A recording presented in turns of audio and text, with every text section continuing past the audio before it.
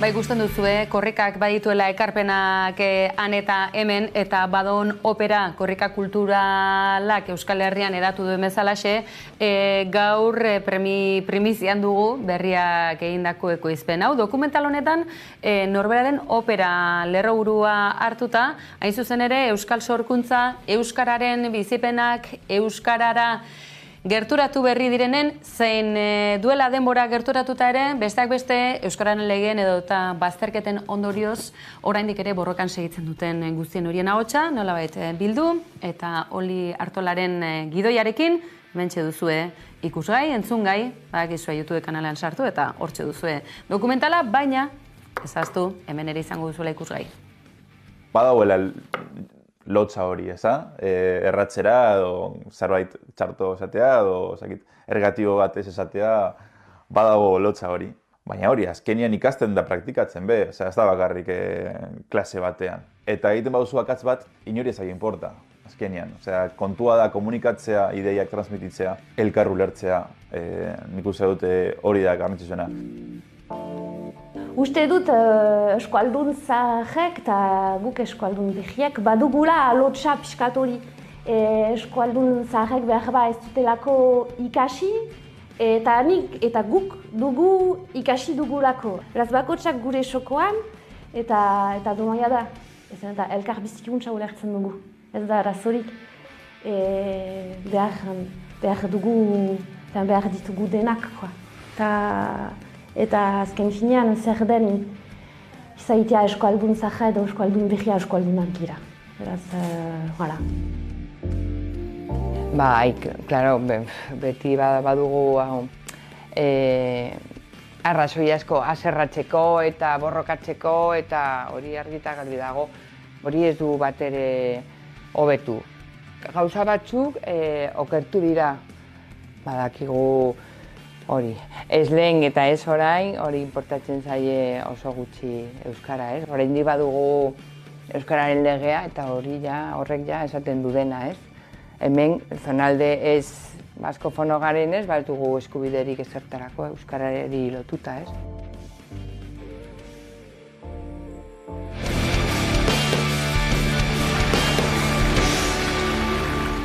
Right now we stand here as men who refute their Jewishness and the Holocaust being hijacked by an occupation which has led to conflict for so many innocent people. Whether the victims of October the...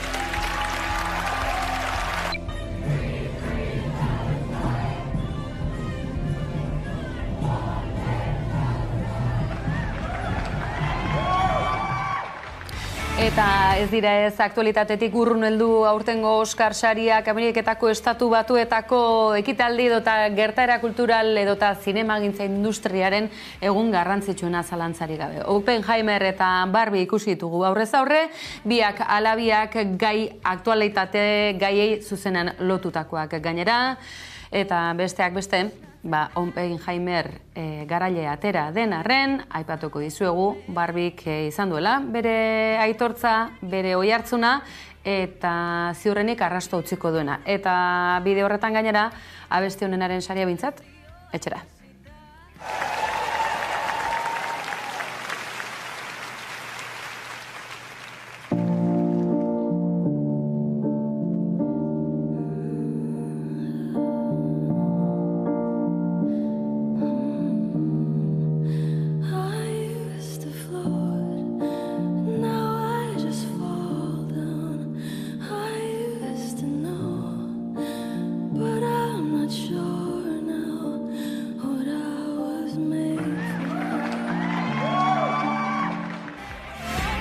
Gauzak onela, denbora gainera etorri zegu, baina aipatu gabe zu utziko akaso, pixkanaka pantaila horiek Barbik dakartzan bestelako balio horiekin batera, euskaraz tira, ez dakit, baina katalanez bai, Barbie katalanez, gaurkoz bagoaz, baina badakizue bihar hemen izango dituzuela kolpez kolpe antenatikat, egunero bezalaxe, aktualitatea zidua, fidagarria eta gertukoa, ondo izan.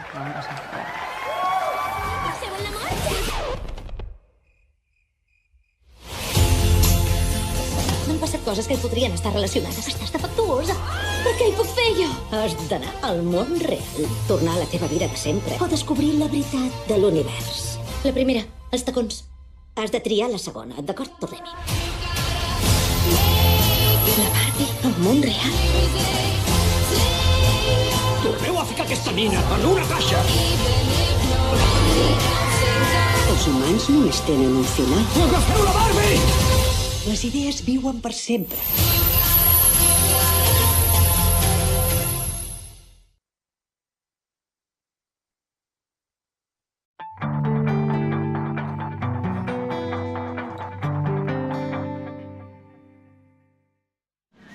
Nik ez dut inoiz izango buseko mugikor bat. Inoiz ez, mugikor berri bat, hileran oso gutxiratik. Orain Euskaltelen bezero izateagatik estrenatu Samsung Boss G hau hilean 9 € ordainduta. Eta oraindik bezero ez bazara ere bai. Euskaltel, zer nahi duzu bihar? Eko, bete. Itzali. Aiene, bizikleta. Eguneroko keinu txikiekin energia aurreztu dezakegu.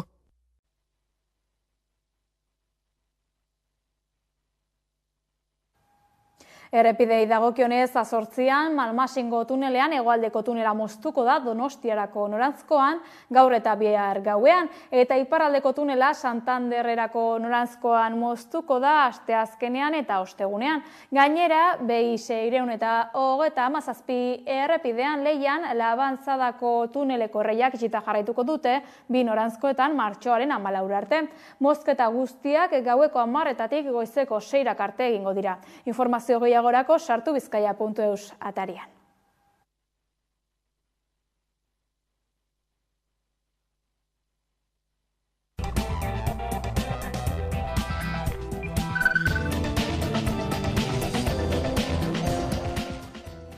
Ez da sorpresa handirik izan, Christopher Nolanek zuzendutako Oppenheimer filma iritsi zen favorito nagusi gisa Oscarren urteroko ekitaldira, eta Los Angelesen eginiko ekitaldian espero zena konfirmatu besterik ez du egin bomba atomikoaren sortzailearen inguruko pelikulak. 13 ataletan zuen sari preziatua eskuratzeko aukera, eta azkenean 7 nagusitu da horien artean garrantzitsuenetan. Hain zuzen ere, filmik onenaren saria jaso du Oppenheimerrek eta zuzendaririk onenarena berriz Nolanek.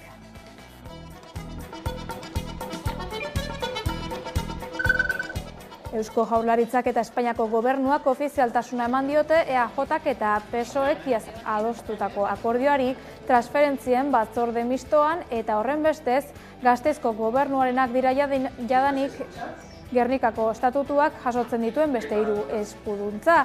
Orain, Renfek ematen duen aldiriko trenen zerbitzua, Atzerriko Unibertsitate ikasketen homologazioa eta errefuxiatuen harreraren 2. fasea.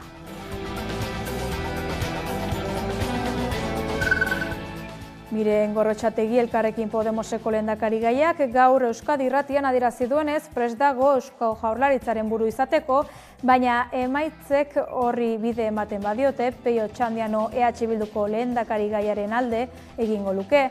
Gorrotxategik azaldu duenez Elkarrekin Podemosek ez du iraganera begiratzen eta formularik onenak ezkerreko alderdietatik ateratzen dira.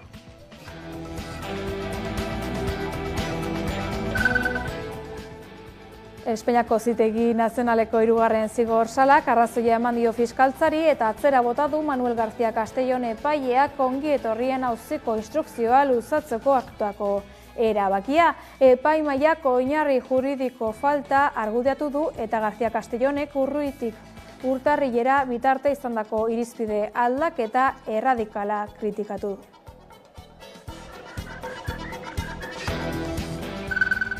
Akira Toriyama, Dragoibola marrazkien sortzailea zendu da. Ametsak ez dauka inongo mugarik eta nik aldegin nahi nuke hemendik. Benetan gogorra tausarta bazara inoiz ez geratu atzera begira.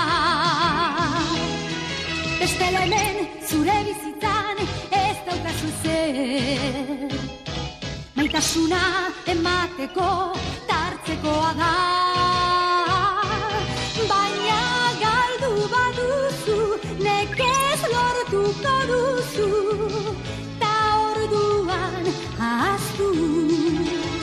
Bihotz ez maite zaitut, zuk ere maite nauzu. Bizitza bat eginda politagoa da, bihotz ez maite zaitut, zuk ere maite nauzu. Ez egin banegarri, zorion hutsa da gure maitasun garra.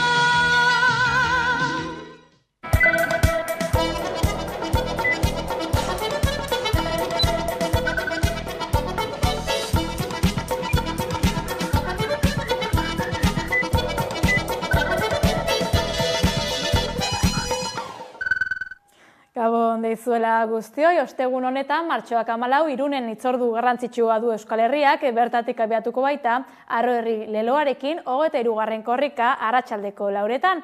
Goiz-goizetik hainbat ekimen eta giro ezin hobea izango da hirian. Hain zuzen ere, ostegunerako prestatu duen egun osoko egitaragoa aurkeztu du gaur goizean AEKak. Bertan izan da Udane Arbeo lankidea, konta iguzu Udane.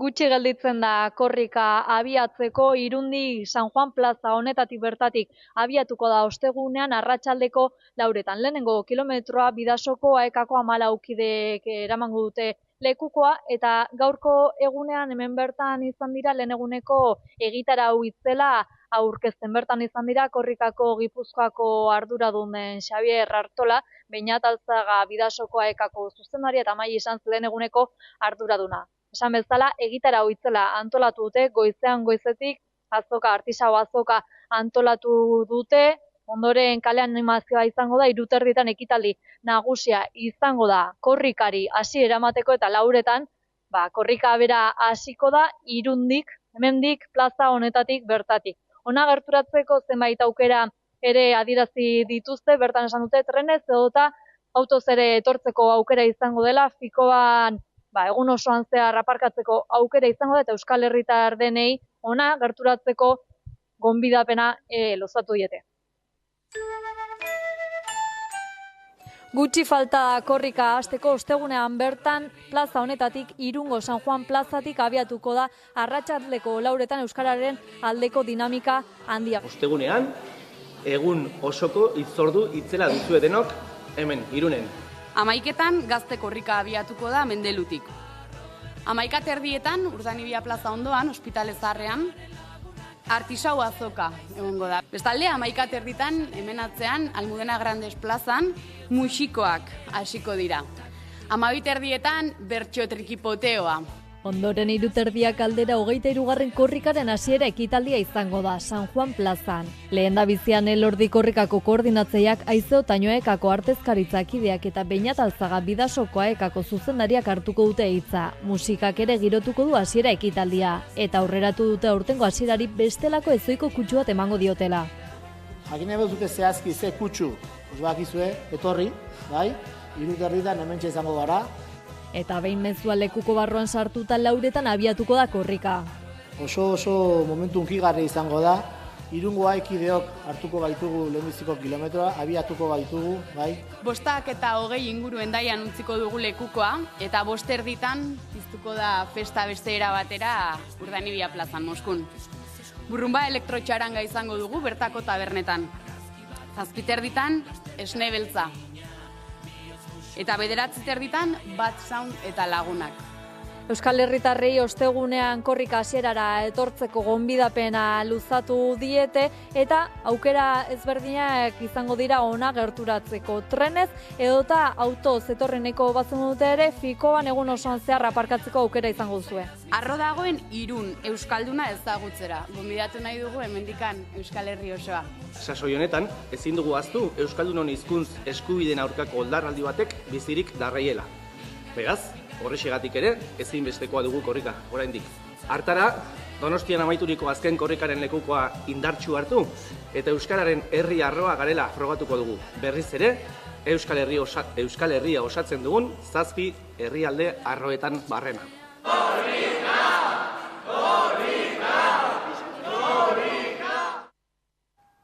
Esan bezala, 23. korrika martxoaren 14an abiatuko da Irundik eta Euskal Herri guztia zeharkatuko du. Adi bilbideari. 2, 3, 23. Martxoaren 14tik 24 Euskal Herri guztia zeharkatuko du 23. korrikak. Maule izango da korrikak harrapatuko duen lehen hiriburua, Baiona berriz azkena. Duela aste batzuk iragarri zutenez 23. korrikak Irun eta Baiona lotuko ditu. Hala Arro herri leloari helduta euskaltzalek jantziko dira Euskal Herriko kaleak neguko azken eta udaberriko aurreneko egunetan. Euskararen aldeko ekimenak martxoaren 14an emango ditu lehenengo urratsak Irunen. Gipuzkoan Hondarribitik pasako da eta Lapurdin barrena murgilduko da ondoren, Hendaian Doniban Eloizunen eta Senperen kasurako. Martxoaren 15ean behe Nafarroara egingo du salto korrikak, Zuberoara gero, Maule izango da korrikak pasako duen lehen hiriburua. Eta handik beste behin Nafarroa berera salto egingo du Donibane Garazitik igaroz. Baina eguerditik egun amaitzeraino Nafarroan barrena ibiliko da, Baztan inguruan. Hurrengo egunean Jaurrieta izango du abiapuntu, Ezkarozetik Zangozara jaitsi eta eguerdian Iruñera iritsiko da, ordu batak aldera. Ondoren Nafarroan jarraituko du. Martxoaren 17an Nafarroatik barrena joango da korrika, Artaxoa, Tafaia, Tutera eta Lodosa zeharkatuz. Astelenean berriz Lizarra eta Antzinatzean utzita Arabarantz joko du lasterketak, eguna Gasteizen amaituz. Kanpez, Guardia, Trebiñu, Argantzun, Lizarra, Murgia eta Zarate zeharkatuko ditu besteak beste. 6. egunean tipitapa Dulantzi eta Guraindik Nafarroara helduko da beste behin korrika. Ondoren Altsasun, Etxarriaran atzen Irurtzunen, Lekunberrin, Leitzen eta Goizuetan ibiliko da besteak beste, eguna Gipuzkoan amaitu arte. Eta martxoaren 20an Gipuzkoako eta Bizkaiko kostaldeak ukituko ditu lasterketak. Oriotik abiatuta barnealda sartuko da. Zestoa, Azpeite eta Bergaratik pasa eta gero Elgoibarrere jo eta handik Hondarruruntz egingo du, Bizkaian barneratuz. Kostaldean barrena Gernikan amaituko da eguna. 8. egunean Bizkaiko kostaldean jarraituko du Euskararen aldeko lasterketak eta jarraian Bilbo sartuko da. Gaualdera arte hirian eta inguruan egingo dute korrika. Hurrengo eguna ere martxoak 22 Bizkaian emango du korrikak, naiz eta une batez Araban sartuko den, Artziniega eta Jaraldea bisitatzeko, eta Otxandio izango da Bizkaiko azken herria. Azken aurreko egunean asteburua helduta iparralderantz joko du beste behin, Goierritik igarota, azkenik Donostiara heltzeko arratsaldeko 7 aldera. Eta azken egunean Gipuzkoatik Lapurdirako bidean izango dira, Nafarroara zertxoei sartuta. Igandeko gau eta goizean zeharkatuta Baionara iritsiko da azkenik, eguerdian 12 aldera, eta ordu bat aterdiak aldera egingo dute amaierako ekitaldia. Euskararen aldeko lasterketarekiko zein iritzi dute herritarrek, Paul Elizondo? Korrika teioka daukagu eta gaurkoan Bilboko kaletan barrena ibiliko gara horri buruz galdetzera jendeak ze uste eta ze iritzi duen jakiteko. Martxoak 14 datorren eguenan. Bueno, hasi ez dakit, baina ni zestauko naiz eta zestautik pasatzen da 21ean. Martxoak 21ean. Ez dakit. Martxoan, azkenengotan edo... Bai, 14ean. Bai. Bai, partartuko dut, zestauko kuadrilla erosi du eremu bat eta zestauko kuadrillarekin partartuko dut. Bai, noski, seguru. Bai, betiko lez partartuko dut, txikitatik partartzen dut bai familiako kideekin zein lagunekin, beraz, aurten be bai. Bai, noski. Baina oraindik ez dakit 6 kilometrotan. Uste dut pasadan ostiralean entzun duela, baina ez dakit oso ondo. Beraz, ez nuke abestuko zatitzaren bat, ez? Ez, vamos, ez. Ez. Bai, Arro herri abestia da. Eta gai izango zinateke abestiaren zatitzaren bat abesteko? Ba, momentu honetan ez, baina hurrengo astean bai. Bai, arro herri dena, ez da? Ba, zenbaten erantzun. 10 egunetan non amaitzen da? Baionan amaitzen da. Erantzunik ez, baina beno, ostegunean martxoak 14 azten da, korrika ez galdu.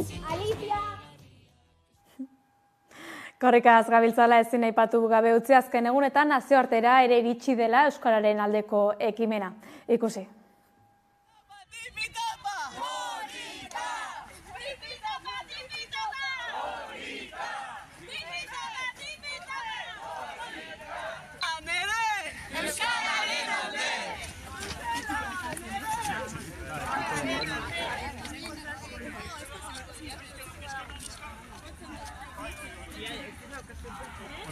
Euskararen alde! Tipi-tapa, tipi-tapa!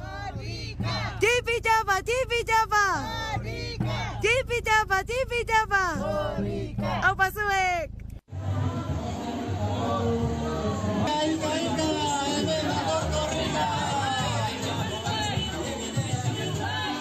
Gora terraza euskalduna! Las cosas que estén bien, gora terraza euskalduna! Korrikako antolatzaileak lan dabiltza egun nagusirako. Maturekin elkartu gara korrikako furgonetaren prestaketaren berri izateko. Aide, korrika, ala zankoa. Mikel Urkiarekin egin dugu topo Oiartzunen, Maturekin, korrikako furgonetero historikoarekin. Furgonetak atontzen eta martxoaren 14 dena prestuzten ari dira. Alai eta Beso Zabalik hartu gaitu furgonetako ateak irekiz. 1993 izan zen korrika barrutik bizi izan zuen lehena. Kirola eta biok ez gara ondo konpontzen. Eta haekan egon ja laugarrenetik aurrera, eta hortik jaban egon ja, bero, eta korrika ez egin behar zen juteko, eta galdetu nun, ez da? Eta zazpigarren jo, nik gustatuko litzaiak juta, eta ditu intziaten, etorri nahi duta, venga. Eta orduan, ordutik gana, piño fijo, bai. Zortzian oraindik ibiltzen ginen, bozina, megafoniako bozinakin. Baina jarri genuen altaboz batzuk eta orduan genera, egin genuen txapuzaren bat, eta hortik hasi da gero garatzen. Lehen ez zegoen mueblerik lurrean inoa zen, lurrean juten ginen eta tira. Eta gero, egin genituen hori. Egin zituen, Juan Karrek egin zituen, lehenengoak, eta gero hortik jungea egokitzen. 40 urte igaro dira lehenengo korrikatik. Argi dago Euskal Herriaren egoera oroar aldatu dela. Lehenengo urteetan zenbait arrizaten zituzten bidean korrika aurrera eramateko. Behin izan genuen, Castrejon inguruan izan genuen, izango zen korrika izango zen. Eta ez zigutela utziko eta arzenetik juteko horri izan zen gehien okerren pasaduguna. Guk. Ni pentsatzen dut, 80an eta hori garai hortan, orain iparraldean bezala, apelo. Han ez dago ez jendarmerik, ez dago ez zer, eta guk antolatzen dugu dena, aekak antolatzen du, motorista juten dira, Nafarroan orain dela gutxi arte, azkeneko korrika hau izan ezik, aurreko arte, hiru korrika, guk egiten un apelo, jende naparra, Nafarroako kuadrilla bat juntatzen zen, aurrean jartzen ziren, mozte zituzten kruzeak, espektakularra zen, oso polita. Orain da oso erosoa. Juten dira pikoletoak edo besteak, ez izan guztiak ez esateko. Eta juten dira, mozten dute eta orduan erresten dute pila bat. Hori da, Kristo favorea egiten favorea edo, bere da, ez da beste munduko guretzat erresten du pila bat. Edo udaltzaina, garai batean, udaltzainekin problemak egoten ziren garai batean, herrietan, segun ze herritan. Apelo egin behar zen. Oan ja doa dena. Babes politiko eta polizial gehiagorekin edo gutxiagorekin korrika aurrera doa beti. 1980 urtez urte indartzen joan den euskararen aldeko ekimena da. Furgonetak erortzen badia korrika jarrituko du. Kotxe bat jarriko da, garai batean hola zen. Garai batean ez zegoen ez irratirik. Lehenengo egiten zuten radio afizionatuekin. Hoi kontatzen du, kanpok eta kontatzen duten hola egiten zuten. Eta jendea, ez daki non pasada, ez daki zer bezata. Eta dago al milimetro ez. Baina egiten zen. 80an egiten bat zen, korrika, geldi ezina da. Va para resto. Zein gelditu behar du. Pikoletoak ez dute lortu, zera kalkula. Korrika geldigaitza da, bai, baina aurreko edizioan elurrarekin komediak ere izan ziren. Ikusten da lehen urtean justo ibili ginen. Justo, baina hoi bino pixka bat gehiago egiten badu, ja furgoneta ez da aterako, hoi edo traktoreren bat, edo... Ez da... Okerrena ibili gara aurreko korrikan. Bai, eta begiratu, Oñatin hasi zenean, Oñatin ez, Horreagan hasi zenean nien izan, Gartzela nintzen, nien duden, vamos. 2 metroko elurra zegoen, mino garbitu zuten aurretik, eta Horreagatik nora egin zuen, hau zen Amairua, zen Mikel Laboaren, hau dut, Mikel Laboak abestiarena. zen. Binoan 2 metrokoa, eta oso argazki berezia daude. Finean korrikak hasieratik helburu berarekin jarraitzen du. Euskararen aldeko kontzientzia suspertu eta euskaltegien eguneroko lana indartzeko dirua bildu nahi ditu. Horretarako horrelako ekimen bat aurrera eramateko antolakuntza ezinbestekoa da, eta horretan dihardu Matuk. Aurretik juten da petoneta, deitzen dioguna, petoak saltzen dituen furgoneta, petoneta. Juten da, herrietan, petoa saltzen dauden bitartean. Ze bukatzen dira eta horre libratzen du. Gero doa, herrialdeko kotxea. Herrialdeko kotxean doa eskualdeko jendea, sartzen da. Eta gero doa, beste ura. Mertxe ditzen dioguna, behin Mercedes bat zegolako, zarrok, Mertxe ditzen dioguna aurrea juten dena, eta karrera osoan egiten duguna, repostatzen dugu martxan, ez dakizer bestea, eta truko guztiak ezin dira kontatu, porque igual kartzelan bukatuko benuke. Berriz. Eta gero juten da karrera ditzen dioguna, korrika bera, gero juten da furgoneta hau.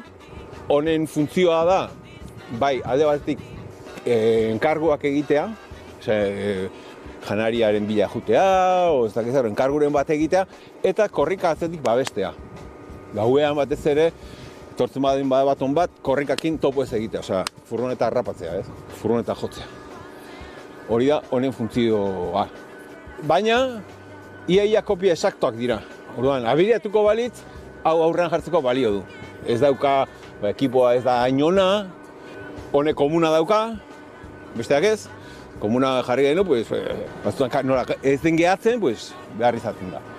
Eta gero juten da, horren atzean, juten da, diakoa, normalean, diakoa edo mantenimentukoa. Matuneta ditzen dioguna, hor mobila izan genuen, eta orduan utziziguten autokarabana bat, eta hori juten da, servizio tekniko egiten duguna. Nola nik ezin dudan korri egin, eta, lehenu ere ez nuen egiten, Gaxotu arte baina ez dut egiten gaxo naholako, baina lehenu ez nuen egiten ere. Aukeran, nik esaten nuen zertarako ditugu furgonak, zertarako korrika egin. Bestela kendu furgonetak. Eta hitz eta pizza urtengo Arro Herri korrika ateioka dugu.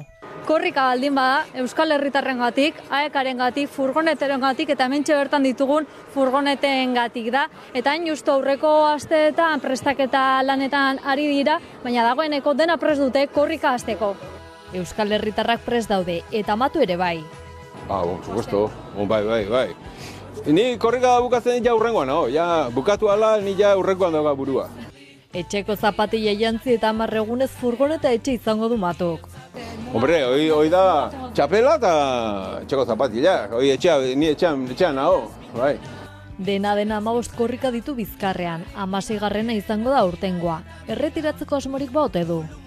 Nik aldudan bitartean, 25 arte egin nahi dut. Bino, karo, ja 60 urte ditut, irrogeita mezortzi.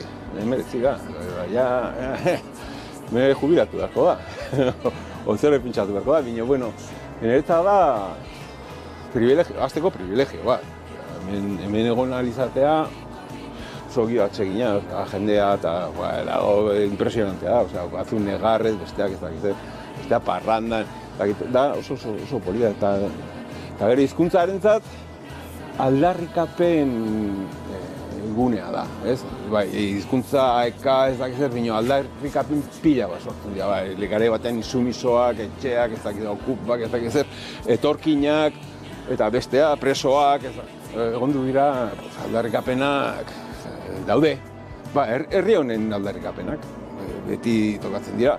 Ez da kolapsatu behar, funtsean aekalna, korrika hizkuntzarekin, baina lekua daukate nire ustez, daukate lekua eta egin behar dira, vamos. Lurrarekin batera gira eta bira, kukukulu musu, kokoriko, euskararen sarea ez da eroriko. Badator, 23. korrika. Zure herriko kilometroa ikusi nahi duzu? Erreserbatu ezazu 11ko web orrian eta prest dagoenean zuzenean bidaliko dizugu. Sartu, irubebikoitza 11.eus/23 korrika atarian, bete zure datuak eta bideoa prest dagoenean jasoko duzu.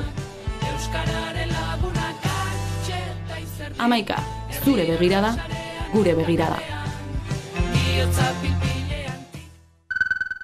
Gai zalatuz gaur 2004ko martxoaren 11an egindako atentatuen 20. urteurrena da. Azken orduko albistea Madrilen dago, Atotxa tren estaziotik gertu lerketa handiak gertatu baitira ibilbide laburreko tren batean. No son vascos, de ninguna manera quienes cometen estas atrocidades. Son simplemente alimañas, son simplemente asesinos. Ezker Abertzaleak ez du kontenplatzen. Ez da hipotesi bezala ere, gaur gertatukoaren atzetik, ez da erakunde armatua dagoenik. Eta hori esan nahi dugu argi eta garbi. En estos momentos las fuerzas y cuerpos de seguridad y el Ministerio del Interior no tienen ninguna duda que el responsable de este atentado es la banda terrorista ETA.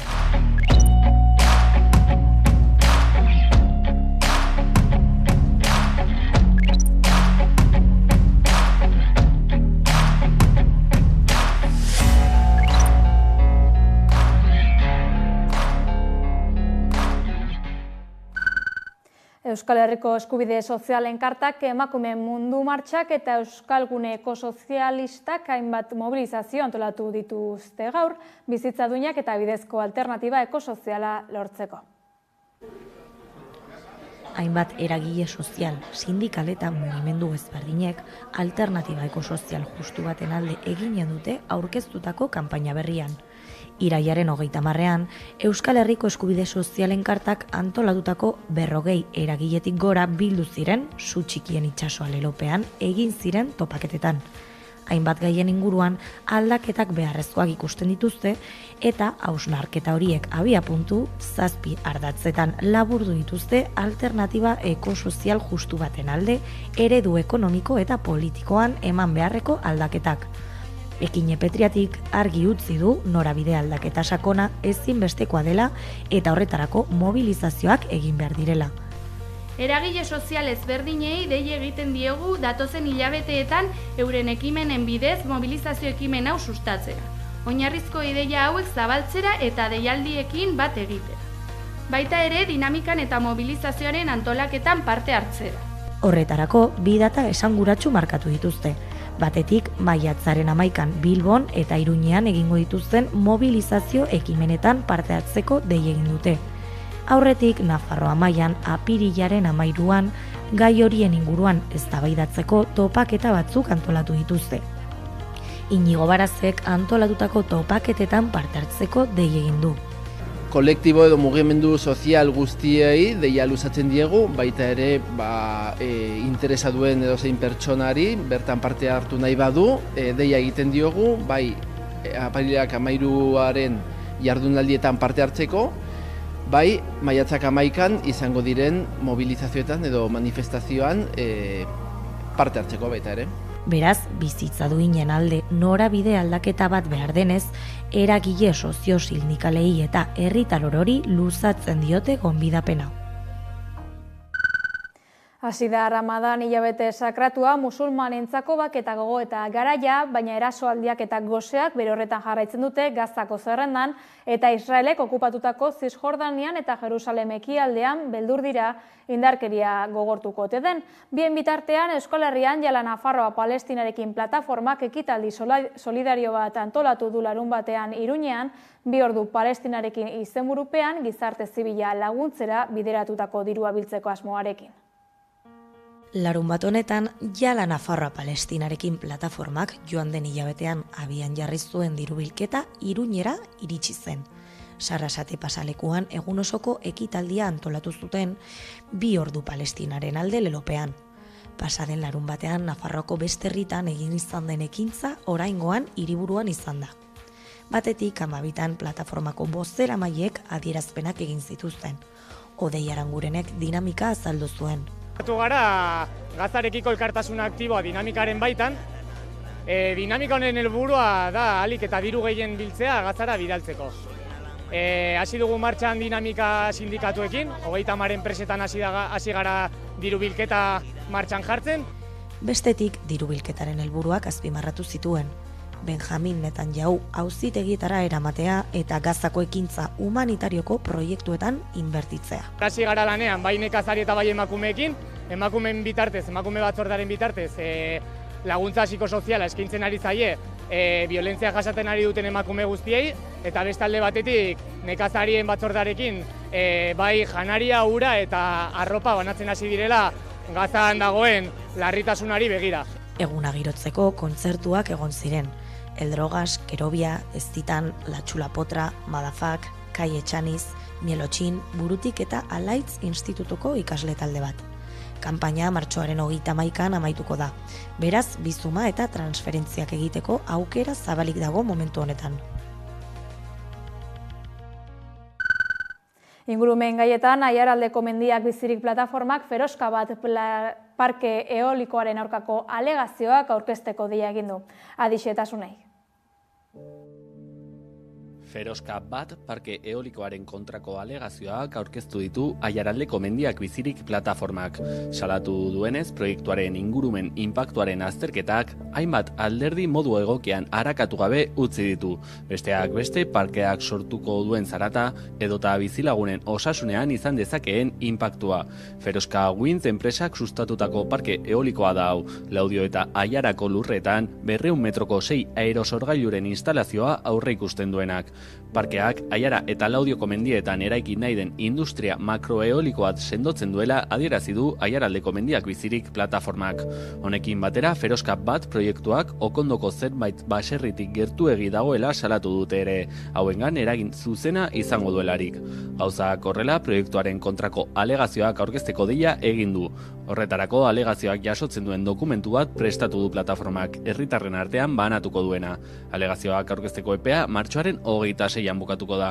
Bien bitartean, proiektua eta honen inpaktua azaltzeko hitzaldiak burutuko dituzte martxoaren 12an Arespalditzan eta 14an Laudion.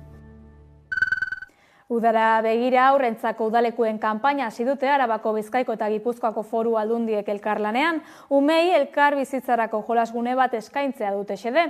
Zozketarako izen emateak martxoaren 13tik 22 bitartean egin ahal izango dira, gehienez ere 3 partaideko taldeetan. Udalekuak 2024 programak 4.000 plaza baino gehiago eskaintzen ditu Euskadiko aurrentzat.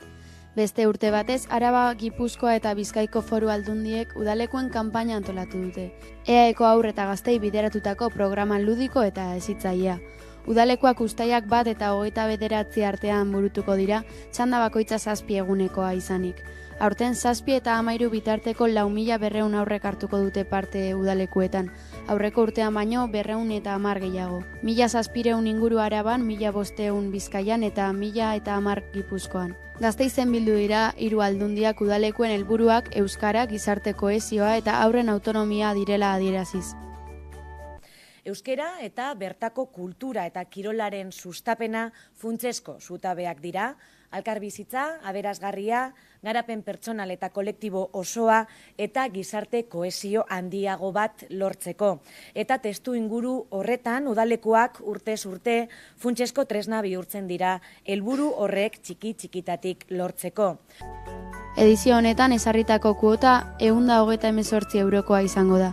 Ostatua, janaria, dinamizazio zerbitzua, asegurua eta garraiobidea barne. Guztira 16 instalazio dituzte, hizkuntzari dagokionez euskarazko txandan edota txanda elebidunetan parte hartzeko aukera egongo da. Martxoak 13an irikiko da izen emateko epea eta hilak 22 arte aurrek zozketan parte hartzeko aukera izango dute udalekuak 2024ko webgunean izen emanez. Lurralde bakoitzean data desberdinetan zabalduko da zozketaren emaitza. Informazio guztia webgunean dago ikusgai. Gizarte gaietatik politika gaietara, batzorde mistoak adostutako azken 3 eskumenen kudeaketak Gipuzkoa, Bizkaia eta Arabara eskualdatzea berretsi du.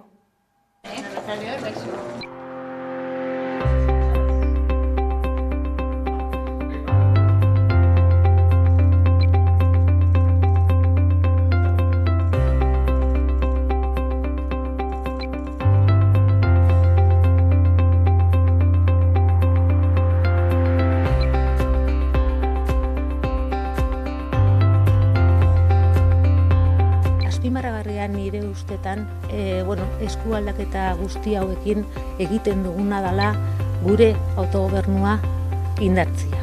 indartzia eta azken finean gure herritarrei ongizatian eta garapenian laguntzia edo aurrera pausoak ematia, izan ere Gernikako estatutuan aipatzen diren edo esartzen diezen eskumen horiek transferituz edo zerbitzu eta funtzioak Euskadire ekartzen dugun heinean.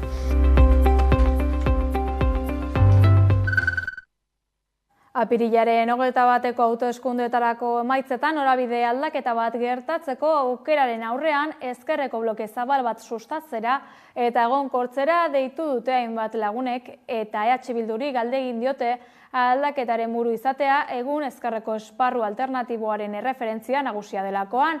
Ezkerrean sindikagintzan eta gizarte mugimenduetan ibilbide luzea egina duten 11 pertsonek Ezker Konfederala taldea aurkeztu dute gaur Bilbon. Euskal Ezkerraren batasuna bultzatzeko sortu dute kolektiboa eta euren hausnarketak plazaratzeko Euskaldi Ezker gehiago herrialde hobea manifestua egin dute publiko. Euskadin ezkerranitza herritarren eskaera eta beharrekiko sentikorra finkatzen lagundu nahi dute.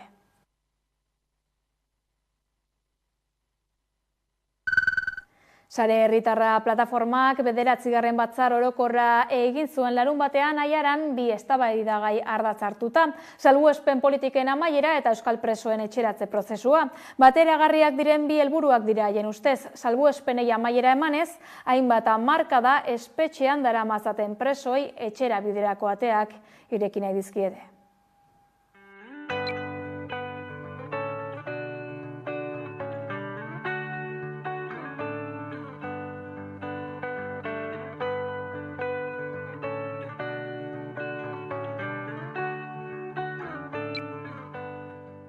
Lerro jorratuko ditugu eta lerro horiek bideratzeko dinamika desberdinak aurreikusiko ditugu eta lerro horien artean ildo nagusienak izango dira salbuespen prozesu horri amaiera emate alde batetik eta beste alde batetik etxeratze prozesua bideratzea. Izan ere azken finean elkar lotuta daudela esan genezake, salbuespenaren amaierak etxeratze prozesu bera ekar lezakelako.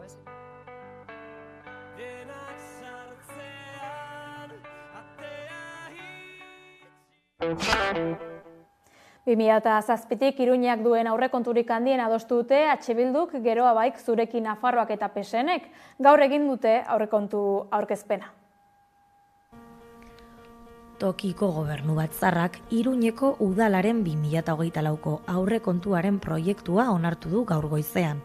Azkenean eta kontabilitateko azken doikuntzen ondoren 276,9 milioi eurora iritsiko da. Kopuru horretatik 29,5 milioi euro proiektu berrietako edo gauzatzen ari diren proiektuetako 70 partida baino gehiagoko inbertsioetara bideratuko dira. Eta beste 35 milioi berriz maiatzean gehituko zaizkio partida horri, aurreko urteetako geldikinetatik. Hala nabarmendu du Joseba Siron Iruñeko alkateak, udal gobernuko zinegotzi delegatuekin eta bereziekin batera agertu baita aurrekontu horiek eta haien ildo estrategikoak aurkezteko.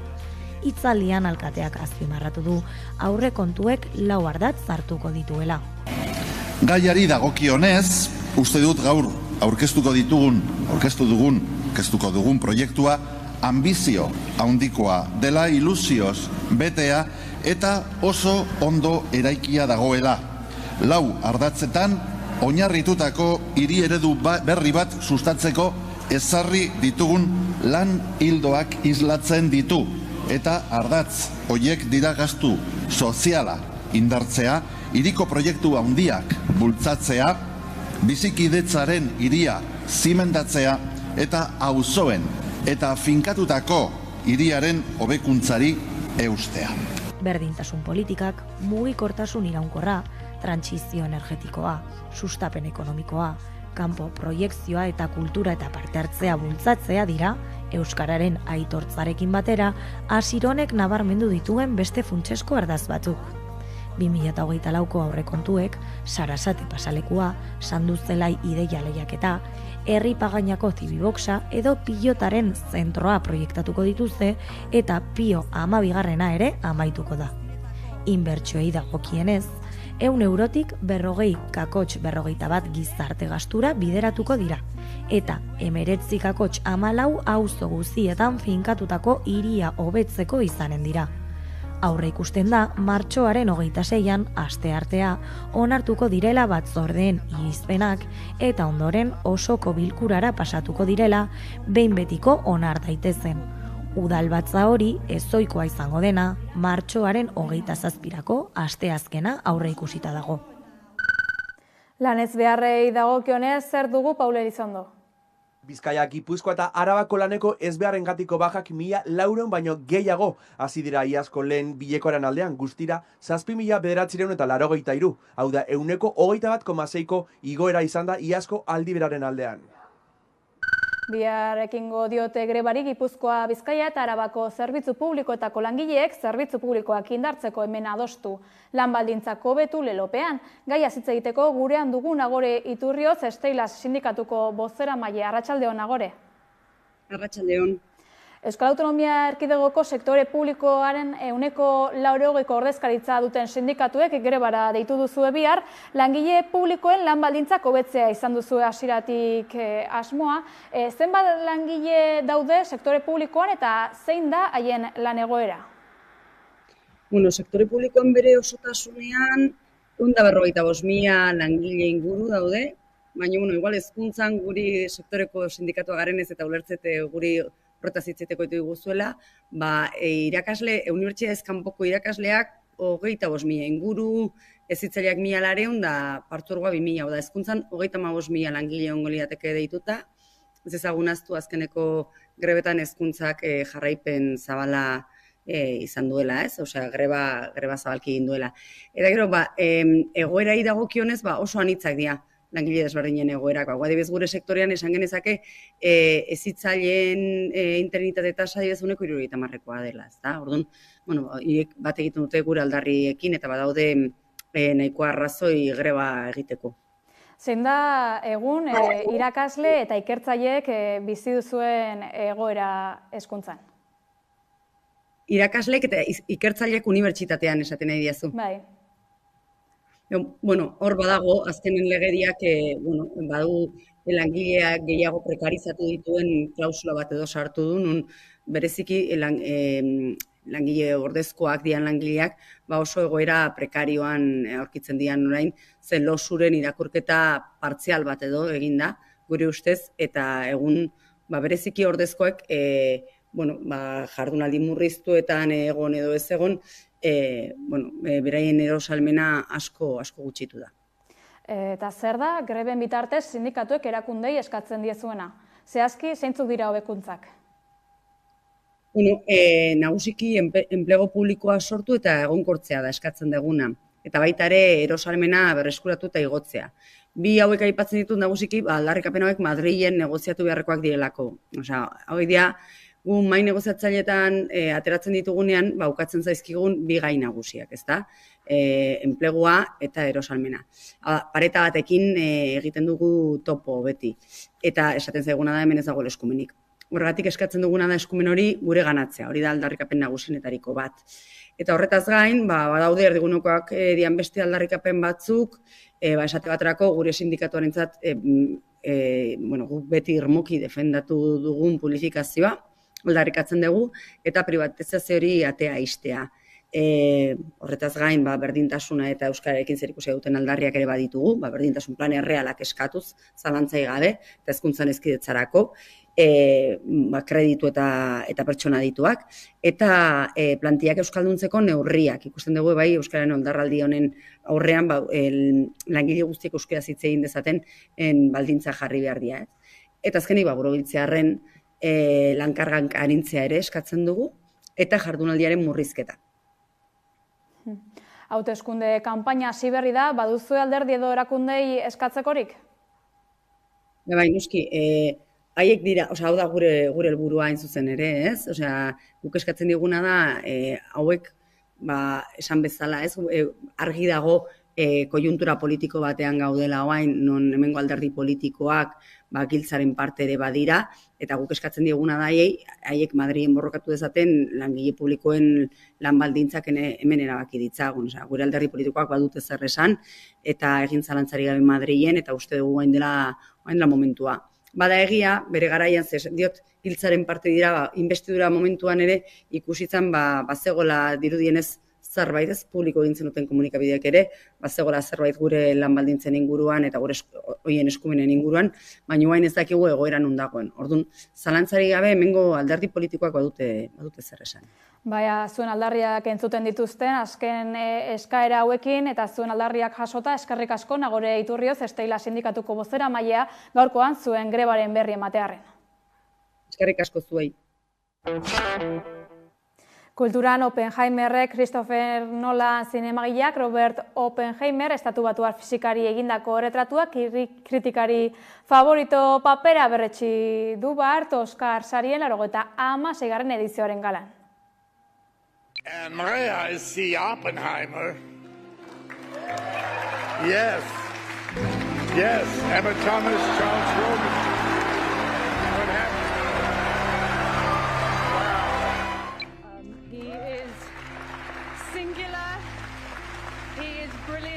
We don't know where this incredible journey is going from here, but to know that you think that I'm a meaningful part of it means the world to me. Thank you very much. For better or for worse, we're all living in Oppenheimer's world, so I would really like to dedicate this to the peacemakers everywhere. And the Oscar goes to Emma Stone.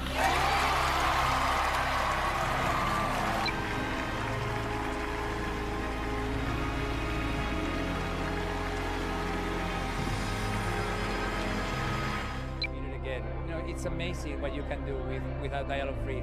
My film is a musical. You dream awake, it's a sensorial experience. Right now we stand here as men who refute their Jewishness and the Holocaust being hijacked by an occupation which has led to conflict for so many innocent people. Whether the victims of October the...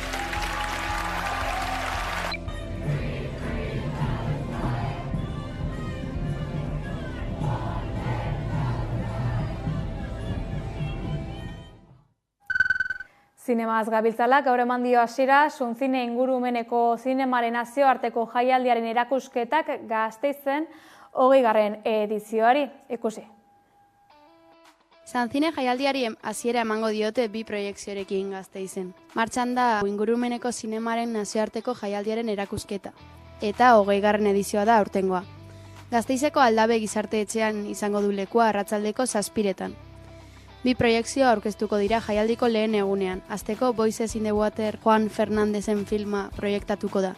Patagonia urdina zeharkatuz 3 nabigatzaileen bizipena kontatzen dituena. Eta bestetik Richard Subelzuren La Batalla del Viento film espainiarra ikusteko aukera egongo da. Gaur egun asko hitz egiten den energia berriztagarriaren inguruko filma. Suntzine ingurumena lantzen duen munduko ikuskizunik ezagunena da. Bere helburua ingurumenaren garrantzia filmen bitartez erakustaraztea da. 2003 urtetik Gasteizeko herritarrek proiekzio handiak ikusteko aukera dute jaialdi honetan. Hurrengo egunetan beste 12 film egongo dira ikusgai, 4 proiekzio egunetan banaturik.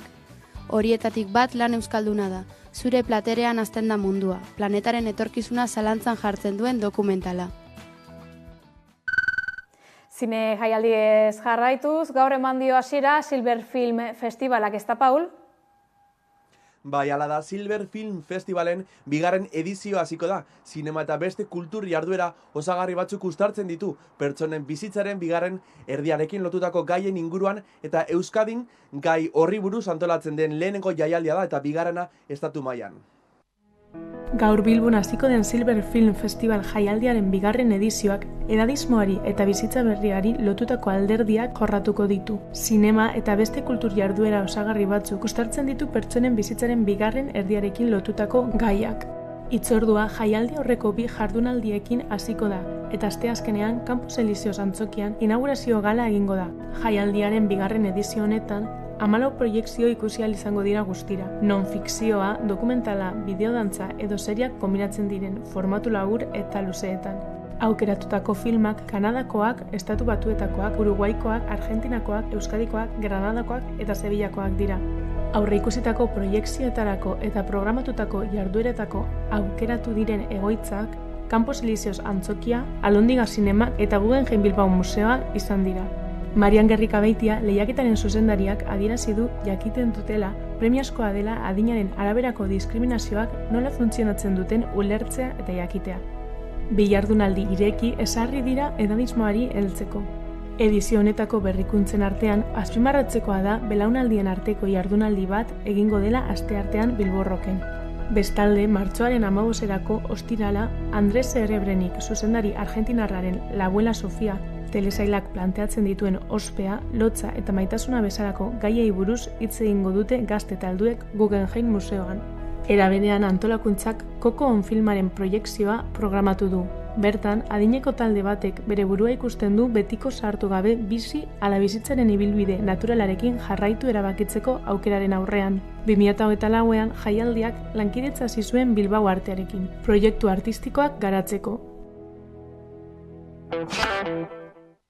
5 urteko etenaldiaren ondoren itzuliko da bertsolamintza, bertsolaritzaren gogoetaren plaza, martxoren 13an hasi eta hilaren 23an amaituko da Bilabonan.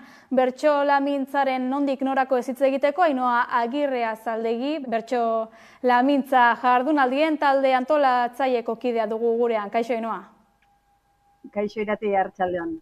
Lehenik eta behin, zer da bertsomintza eta nork antolatzen du?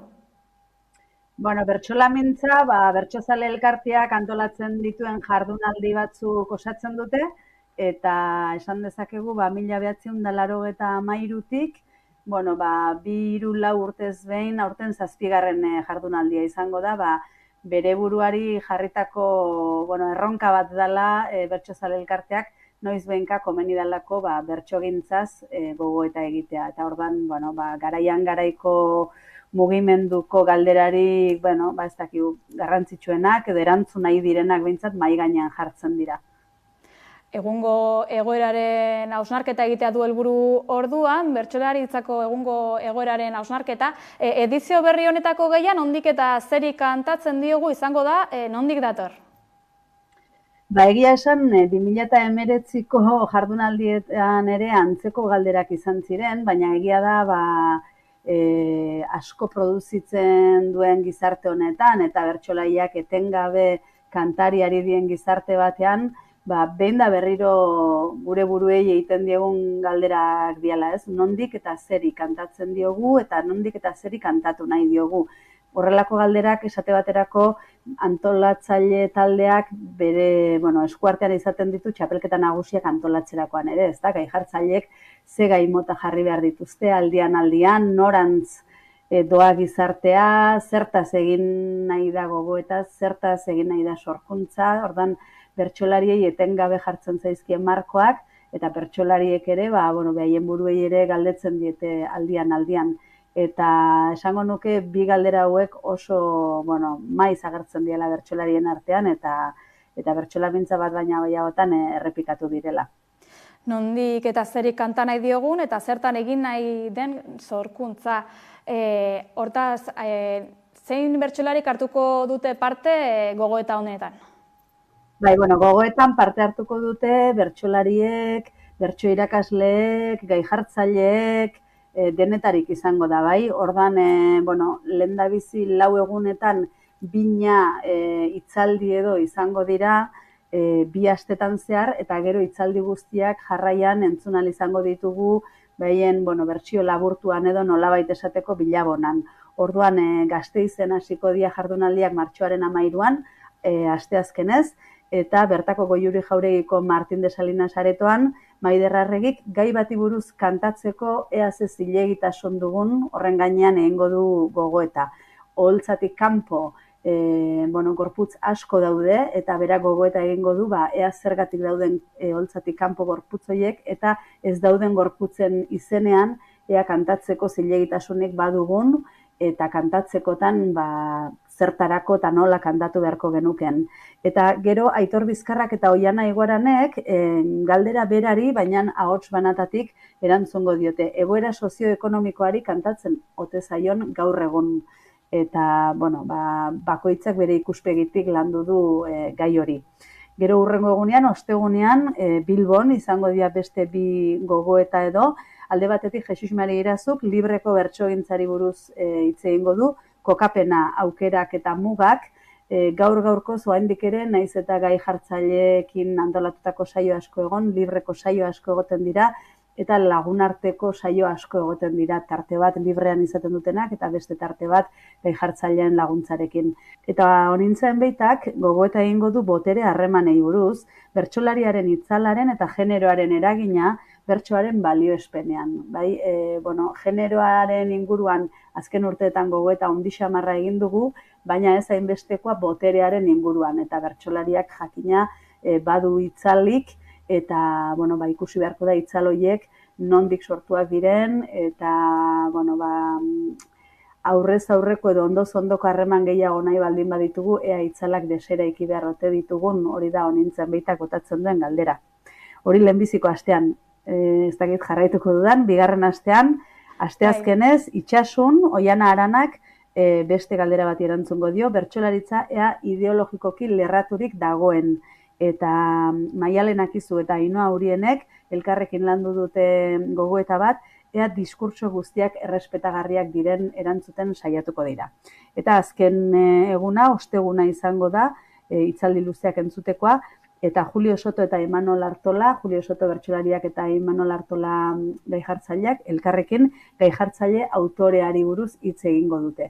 Eta bestalde, 5 bertso eskolaren izenean, edo nolabait esateko bai Arabako ordezkari batek, bai Nafarroko batek, bai Gipuzkoako batek, bai Lapurdi, Baxe Nafarroa eta Xuberuko batek eta baita Bizkaiko batek ere, formatik haragoko lanketa bertso eskoletan. Ea formari buruz egiten den adinako lanketarik egiten den bestelako lanketarik egiten ote den beste gai batzuetan bertso eskoletan aztertuko dute bertso eskolen ibilbidea. Eta hori izango da, hitzaldi luzeak entzuteko, patxaraz entzuteko aukera emango diguten ziten egutegia, eta gero hitzaldi guztiak larun batez, martxoaren 23an, Bilabonan, behain bertsio laburtuan entzun ahal izango ditugu, eta tartean egongo dira gero gogoetak, eta iritzi trukeak, eta bazkari batekin bukatuko dugu eguna. Egun aparta beraz, Borobila, bertaratu ezingo denarentzat, webgunean ere hitzaldiak jartzeko asmorik baduzue? Printzipioz, grabatuko dira, baina egia da, gaur egunez, dena grabatu eta dena streaming bidez ematen den horretan, aurrez aurrekoari etzaio hainbesteko lehentasunik ematen, eta gu bultzatu nahi izan dugu patxadaz jendaurrian hitz egin ahal izatea hizlariek, eta gero ikusiko da, hoien ze bersio edo jarriko den. Edo nola ere, bai bertsolari aldizkarian, hizlari guztiek beraien hitzaldiaren laburpen bat argitaratuko dute. Badugu irakurketa orduan azkenik parte hartu nahi izan ezkero, bertaratu ahal izan ezkero, non eman daiteke izena? Bai Gasteiza, bai Bilbora, bai Itsasura, bai Iruñera, arazoi gabe seguru nao lekua izango dela hitzaldien aretoetan, eta gustora hartuko ditugu entzuliak, eta Bilabonarako oantxe bertan ez dakit, baina pentsatzen dut linken bat edo jarriko dugula bertso bazkari bat ere badago tartean, eta Bertsozale Elkarteko web horrian sartu ezkero, bertsosarrerak.eus web horrian bertan egongo da loturaren bat. Bertan izango gara, esker mila Ainhoa Agirre Azaldegi, aurtengo bertsolamintza jardunaldiak aurkeztearren. Eskerrik asko zuei. Elkarrizketa honekin iritsi gara amaierara, hauek izan dira momentuz jaso ditugun albisteak, baina gehiagorako badakizue sartu gure sare sozialetan edo hamaika.eus atarian. Ongi izan eta bihar arte.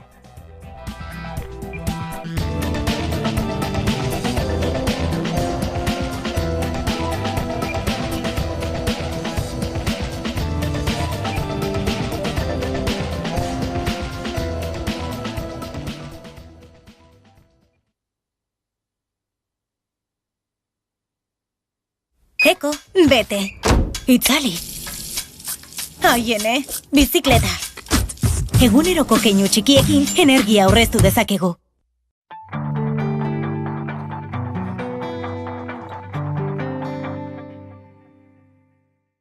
Badator, 23. korrika. Zure herriko kilometro